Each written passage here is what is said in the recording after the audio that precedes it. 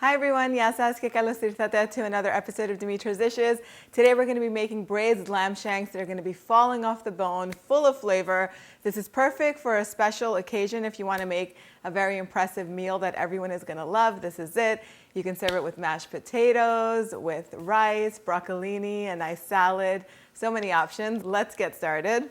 So I'm beginning with 4 lamb shanks. These are just so flavorful. They're much less expensive than other cuts of lamb, like a whole leg of lamb would be. So this is perfect if you're feeding a crowd. You can definitely multiply this recipe to fit in a big baking pan, because you can definitely bake it in a big baking pan, even though I'm going to be using a cast iron pan for this. You can multiply this 2, 3, 4 times so that we could feed a bigger crowd. We're going to begin by seasoning the lamb shanks on both sides with salt and pepper. So I have a cast iron enamel coated pan that's heating over medium-high heat. I'm going to add about 3-4 tablespoons of olive oil to it. This is going to help sear the lamb shanks and create beautiful color on them. If you're making this for a bigger batch, then you can skip the step of browning them over the stovetop, and you can do this in the oven under the broiler in the big pan that you're going to be baking them in. A definite shortcut. It's going to save a lot of splatter and cleanup later on. You set your oven to the broiler setting and you just season the lamb shanks on both sides with salt and pepper. I would even skip the oil if you're doing this under the broiler, and you put the pan under the broiler as close as possible. Of course, you don't want them to touch because you don't want them to burn. And then you would just brown them on each side for about 10 minutes on each side, depending on how high the heat is in your oven. But once they get nice and brown, then you can just continue with the next step. Just keep in mind that if you're doing this under the broiler, they're not going to get as much color as they would on the stovetop, but they'll still have lots of flavor. You don't have to worry about it. So once the oil is nice and hot, go ahead and add the lamb shanks in. Try not to overcrowd the pot. I would do them 2 at a time, or maybe 3 and 1 at the end. 3 or 4 minutes on each side, or until they develop that beautiful brown color. While the lamb shanks were cooking, I went ahead and I just roughly chopped 1 onion, 2 potatoes. You could add 3 or 4 potatoes to this dish, 2 carrots, and 2 stalks of celery. Once the lamb shanks are nicely brown, go ahead and transfer them to another pan or a plate, and then carefully add the veggies to the pot.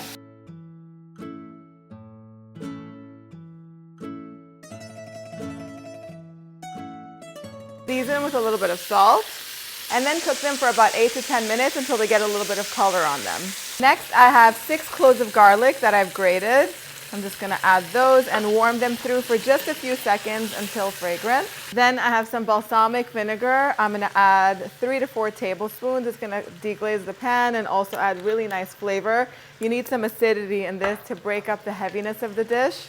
Then I have a 15-ounce can, or 425 grams of crushed tomatoes, 2 bay leaves, a teaspoon of ground cumin for earthiness and warmth, 2 sprigs of rosemary. You could also add thyme if you want, fresh thyme, a little bunch of it, some crushed red pepper flakes for heat, a little bit more salt, black pepper. And then I normally don't add oregano until the very end because it lends a little bit of bitterness to the dish, but it goes really nice with the lamb shanks. So I'm going to add 1.5 teaspoons of dried oregano. The lamb shanks are going to go back in. And then I'm going to cover them with water. You could use beef broth or even chicken stock if you want. I'm also going to rinse out this can. There's some tomato sauce left in there. Turn the heat off, cover the pot. My oven is preheated to 350 degrees Fahrenheit. This is going to go in the oven covered. It's just going to bake for 2.5 to 3 hours. It can go up to 3.5 hours if your lamb shanks are very meaty. It's never taken me that long. They're supposed to be tender and falling off the bone. Once they come out of the oven, we're going to move on to the final step. Okay, so the lamb shanks took 3 hours in my oven to bake, and the meat is falling off the bones.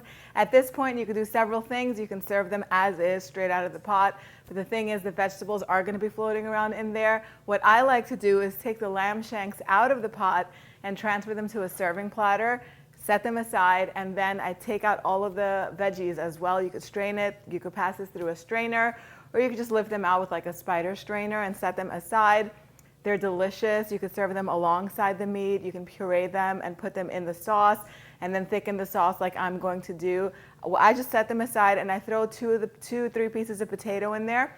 I mash up the potatoes, which I thought I recorded that step, but I didn't.